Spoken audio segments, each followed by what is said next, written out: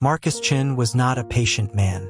He had built his empire through ruthless decisions and cold calculations. At 68 years old, he owned half the real estate in the city, controlled 3 tech startups, and had a net worth that could feed a small country. But tonight, Marcus Chun was pretending to be broke. He stood in the cramped kitchen of a rundown apartment building on the east side of town. The wallpaper was peeling. The faucet dripped constantly. The fluorescent light above flickered like a dying firefly. This was not his penthouse. This was not his mansion with the infinity pool. This was a test. Marcus had rented this apartment under a fake name. He wore clothes from a thrift store, jeans with holes that were real, not designer, and a faded jacket that smelled like mothballs. His expensive watch was locked in a safe. His luxury car was parked miles away. Tonight, he was Marcus the janitor, not Marcus the mogul. Why was he doing this? Because Marcus Chun had a problem. He needed a new personal assistant, someone who would manage his home, his schedule, his life. But every assistant he had hired in the past had disappointed him. They smiled to his face and stole behind his back. They were polite when he watched and lazy when he didn't. They wanted his money, not his trust. So Marcus had devised a plan. He would interview candidates here in this dump, pretending to be a struggling janitor looking for help with his elderly mother. He would offer minimum wage. He would see who showed up. He would see who stayed. He would see who cared when there was no money to gain. The doorbell buzzed. Marcus checked his watch, a cheap plastic thing that cost $5. Right on time, he opened the door. Standing in the hallway was a woman in her early 40s. She had dark hair pulled back in a practical ponytail. Her clothes were clean but worn. Her shoes were sensible, the kind nurses wore. She carried a small purse and a folder of papers. Her face was kind but tired, the face of someone who had worked hard their entire life. "Mr. Chun?" she asked, reading from a piece of paper. "That's me," Marcus said, keeping his voice humble. "You must be Elena." "Yes, sir. Elena Rodriguez. I'm here about the caretaker position." Marcus stepped aside. "Come in. Sorry about the mess. I don't have much." Elena walked into the tiny apartment. She didn't wrinkle her nose at the smell of mildew. She didn't judge the sagging couch or the stained carpet. She simply smiled politely and sat down when Marcus gestured to a chair. "Can I get you something to drink?" Marcus asked. "I have tap water or..." "Tap water." Elena laughed softly. "Water is fine, thank you." Marcus poured 2 glasses of cloudy tap water from the kitchen. He sat down across from Elena at a small table that wobbled on uneven legs. He had set the scene carefully. On the table was a stack of unpaid bills. Medical bills, rent notices, all fake but convincing. Next to the bills was a photo in a cheap frame. It showed an elderly Asian woman in a hospital bed. That was actually Marcus's mother, who had passed away 5 years ago. He felt a pang of guilt using her image, but he pushed it away. This was business. "So," Marcus began, "tell me about yourself." Elena folded her hands. "I'm 43 years old. I've worked as a home health aide for 15 years. I've taken care of patients with dementia, Parkinson's, stroke recovery. I'm certified in CPR and first aid. I'm patient, reliable, and I don't give up easily." "Why do you want this job?" Marcus asked. "I can only pay $12 an hour. That's below market rate." Elena looked him straight in the eye. "Because you need help and I can provide it. Money isn't everything, Mr. Chun. Your ad said your mother is sick. That matters more than a few extra dollars." Marcus felt a flicker of surprise. Most candidates would have negotiated. They would have pushed for more money immediately. Elena didn't. "My mother has good days and bad days," Marcus lied, sticking to his script. "On bad days, she doesn't recognize me. She gets angry. She throws things. Can you handle that?" "Yes," Elena said without hesitation. "Anger is just fear in disguise. When people are sick, they're scared. I don't take it personally." Marcus nodded. He stood up. "Let me show you around." The apartment was small. There was one bedroom where Marcus claimed his mother slept, a bathroom with a cracked mirror, and the main room that served as kitchen, dining room, and living room all at once. Marcus had placed details everywhere. Medication bottles on the counter, all empty and labeled with his mother's name. A walker in the corner. Adult diapers stacked in the closet. She needs help with everything, Marcus explained. Bathing, eating, dressing. It's hard work. Are you sure you want this? Elena looked around the apartment. Then she looked at Marcus. Mr. Chun, can I ask you something personal? Marcus tensed. Sure. Are you eating enough? The question caught him off guard. What? Elena pointed to the kitchen. There's no food in your refrigerator. I saw when you got the water, and you've lost weight recently. I can tell by how your clothes fit. Marcus looked down. The thrift store clothes were indeed too big. He had picked them that way on purpose to look poor. But Elena had noticed for a different reason. She thought he was starving. I'm fine, Marcus said quickly. I just need to go shopping. Elena opened her purse.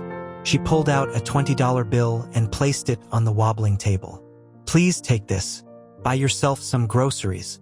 You can't take care of your mother if you're not taking care of yourself. Marcus stared at the money. This woman, who probably didn't have much herself, was offering him cash. She thought he was broke, and she was trying to help. His first instinct was to refuse, to end the charade right there. But he didn't. He needed to see how far this would go. I can't take your money, Marcus said. It's not charity, Elena insisted. Consider it an advance on my first paycheck. When you pay me, I'll deduct it. Deal? Marcus slowly picked up the 20. Thank you. Elena smiled. Now, when would you like me to start? Tomorrow, Marcus said. Can you come at 8 a.m.? I'll be here. They shook hands. Elena's grip was firm and warm. She left, and Marcus stood alone in the fake apartment. He looked at the $20 bill in his hand. He had $1,000 in his wallet back in his real home. But this 20 felt heavier than all of it. The next morning, Elena arrived at 7:45 a.m. She was early. She carried 2 grocery bags. I picked up a few things, she explained, walking past Marcus into the kitchen. Some eggs, bread, fruit. Nothing fancy, but it'll keep you going. Marcus watched as Elena unpacked the groceries. She had spent her own money. Again, she organized the tiny refrigerator, wiping down the shelves even though Marcus hadn't asked her to. Where's your mother? Elena asked. Marcus had prepared for this. She's at a medical appointment. She'll be back this afternoon. I thought maybe you could start by cleaning up a bit. The place is a mess. No problem, Elena said. She rolled up her sleeves. For the next 4 hours, Marcus watched Elena work. She scrubbed the bathroom until it sparkled. She washed the windows. She swept and mopped the floors. She didn't complain. She didn't check her phone. She didn't cut corners. She worked like the apartment was her own. Around noon, Elena made lunch. She cooked eggs and toast using the groceries she had bought. She made a plate for Marcus and insisted he sit down and eat. You're too thin, she said, motherly and firm. Eat. Marcus ate. The eggs were perfectly cooked. The toast was golden. It was simple food, but it tasted better than the 5-star meals he usually had. Maybe because it was made with care. Elena, Marcus said between bites, can I ask why you do this kind of work? It's hard. It doesn't pay well. Why not do something easier? Elena sat down across from him with her own plate. My grandmother raised me. When she got sick, I took care of her. I was 19 years old. I had to drop out of college. I fed her, bathed her, sat with her when she was scared. She died in my arms. Elena paused, her eyes distant. After she passed, I realized that's what I wanted to do. I wanted to help people in their hardest moments. Money can't buy dignity, but I can give that to people.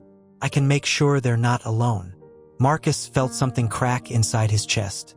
This woman had sacrificed her education, her youth, to care for someone she loved. And now she dedicated her life to caring for strangers. That's noble, Marcus said quietly. It's not noble, Elena corrected.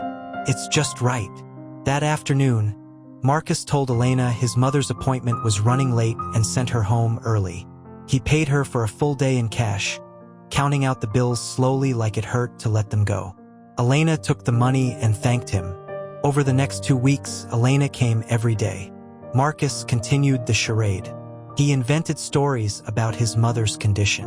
He pretended to struggle with bills. He watched Elena closely, waiting for her to slip, to reveal some hidden greed. But she never did. Instead, Elena brought more groceries. She refused to let Marcus pay her back. She fixed the wobbly table with a folded piece of cardboard. She replaced the flickering light bulb with one from her own home. She even brought a small potted plant to brighten up the windowsill. "Everyone needs something alive to take care of," she explained. One evening, Marcus staged the final test. He left his wallet on the kitchen counter, deliberately open, showing several $100s inside. It was bait. He pretended to fall asleep on the couch, snoring softly. Elena arrived for her evening shift. Marcus watched through barely open eyes as she walked into the kitchen. She saw the wallet immediately. She paused. Marcus's heart pounded. Here it comes, he thought. She'll take it. But Elena didn't touch the wallet. Instead, she picked up a dish towel and gently draped it over the wallet, hiding it from view. Then she walked over to Marcus and carefully placed a blanket over him. "Rest well," she whispered. Marcus's eyes flew open after she left the room. She had protected his money. She had covered him. Just like in that story he had once heard about the boy and the billionaire. Marcus realized with stunning clarity that he had found something rare. He had found someone truly good. The next day, Marcus ended the test. He called Elena and asked her to meet him, not at the apartment, but at an address across town. Elena agreed, confused but trusting. When Elena arrived, she found herself standing in front of a towering glass building. The sign read Chun Enterprises. A security guard escorted her to the top floor, to a massive office with floor-to-ceiling windows overlooking the entire city. Marcus was there, but he looked different. He wore a tailored suit. His hair was styled. He looked like what he was, a billionaire. Elena's eyes went wide. "Mr. Chun." "Sit down, Elena," Marcus said gently. She sat, her face pale. "I don't understand." Marcus took a deep breath. "I lied to you. There is no sick mother. That apartment isn't mine. I'm not a janitor. I'm the CEO of this company. I was testing you." Elena's expression shifted from confusion to hurt. "Testing me?" "Yes," Marcus admitted. "I needed to know if you were real, if your kindness was genuine. I've been betrayed so many times. I had to know." Elena stood up, her voice shaking. "You lied to me for 2 weeks? You made me think you were struggling? You let me give you my money?" "Yes," Marcus said. "And I'm sorry, but you passed. You're exactly who I need." "Need for what?" Elena demanded. "To run my life," Marcus said. "I want you to be my personal assistant. Real salary, full benefits, 6 figures. You'll manage my home, my schedule, everything. I need someone I can trust, and that's you." Elena stared at him. Then she did something Marcus didn't expect. She laughed. Not a happy laugh, a bitter one. "You think you can buy me now?" Elena asked. "You think because you have money, I'll forget that you lied?" Marcus felt panic rising. "Elena, please. I helped you because I thought you needed help," Elena said, her voice breaking. "Not because I wanted a reward. You tested me like I was a lab rat. That's cruel, Mr. Chen." She turned to leave. Marcus felt something he hadn't felt in years. Fear. Not fear of losing money or a deal. Fear of losing someone who mattered. "Wait," Marcus said. "You're right. I was cruel. I was wrong. But please, let me make it right." Elena stopped at the door. She didn't turn around. Marcus continued, his voice raw. "You gave me something in that apartment. You gave me hope. Hope that good people still exist. I'm sorry I tested you. I'm sorry I lied. But you changed me. Please, don't walk away." Elena slowly turned. Tears were in her eyes. "Why should I trust you?" Marcus reached into his desk drawer. He pulled out all the money Elena had spent on him over the 2 weeks. He had calculated every dollar. Groceries, Light bulbs, the plant. He had tripled it. "This is yours," Marcus said. "Plus interest. Plus an apology." Elena looked at the money, then at Marcus. "I don't want your money." "Then what do you want?" Marcus asked desperately. "I want you to be better," Elena said simply.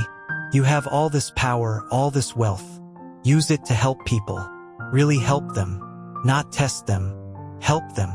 Marcus felt tears on his own cheeks. "Teach me how." Elena wiped her eyes. She walked back into the office. She sat down. "Okay," she said, "but we do this my way. No more lies." "No more lies," Marcus agreed. Elena became Marcus's assistant, but more than that, she became his conscience. She convinced him to donate millions to healthcare charities. She helped him create a foundation for home health aides, offering scholarships and better wages. She transformed not just his schedule, but his soul. 5 years later, Marcus Chun stood at a podium accepting a humanitarian award. The audience was filled with people whose lives he had changed. In the front row sat Elena, smiling proudly. "I was a rich man who had nothing," Marcus said into the microphone, "until someone taught me that wealth isn't what you have. It's what you give. Thank you, Elena, for giving me a second chance." The crowd erupted in applause. Marcus looked at Elena. She nodded. And Marcus Chen, the billionaire who had pretended to be poor, finally understood what it meant to be truly rich. Thanks everyone for watching till the end. If you enjoyed this story, please subscribe to the channel for more. And tell me in the comments, which country are you watching from?